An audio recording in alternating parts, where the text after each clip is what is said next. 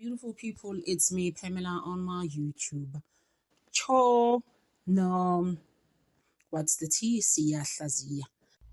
Guys, let's just unpack again kuSenzo Meyiwa yazi nguningi and ubalo is starstruck manje ufeel ukuthi kodwa Nkosi yami no right sengijiyele. What am I gonna do? Understand guys, akuningi nje ubalo yakasazi. Ngabe uvela phakamisa isandla guys lalelani, I'm done. Guys, ngicela ukubuza ukuthi why ubaloyi is taking so long with the AVL reports? And uright ufuna ukwazi ukuthi ama AVL reports kushoda amaphi because I guess the fortune sinikeziwe. Na i-red golf, there's nothing there vele in any case. Bese kuzoba i-BMW, sisalinde ne-hard body ayikhumbule kaRamusipili iNissan. So I'm just like, yini into enzima usizowathola next week Monday. And then my brother sisukele ubalo, as you can see. Yabona ukuthi manje ubalo is starting with us. Stuff that is not gonna finish. Usiqalile manje uthi advocate nisi must explain ukuthi ubafunelani uZungu kanye noButhelezi. Ungena mhlambe ngaliphi iwindi yena ubaloyi. I'm a bit confused there. Urata is like, okay, so he's disputing that whole thing yokuthi he was with them at Basotho hostel and he wasn't there. Urata kodwa phela guys letha seBasotho hostel.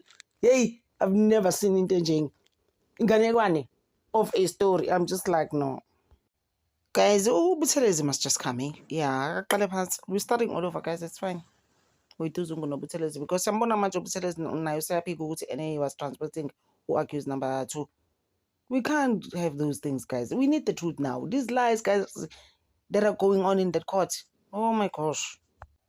Urathungena ngaliphi iwindi mangabe uRamusipili is questioning the cars that were transporting accused number 2 in Thabane in Rustenburg. Ungenaphi? Ungena noya yena lapho. Sayifuna lezo zinto, guys. Athi, how does it affect the case? It does.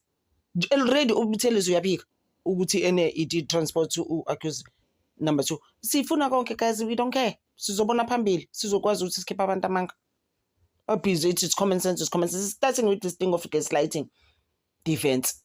And uyamazi ukuthi oqala ene uRamusipili uvela konkoritse ngoba uyamazi uyakwazi ukuzehlisa uRamusipili uyakonkoritsa wakonkoritsa and ukonkoritsa konje ngesizulwini ngingiza like crazy things like that. Wrong.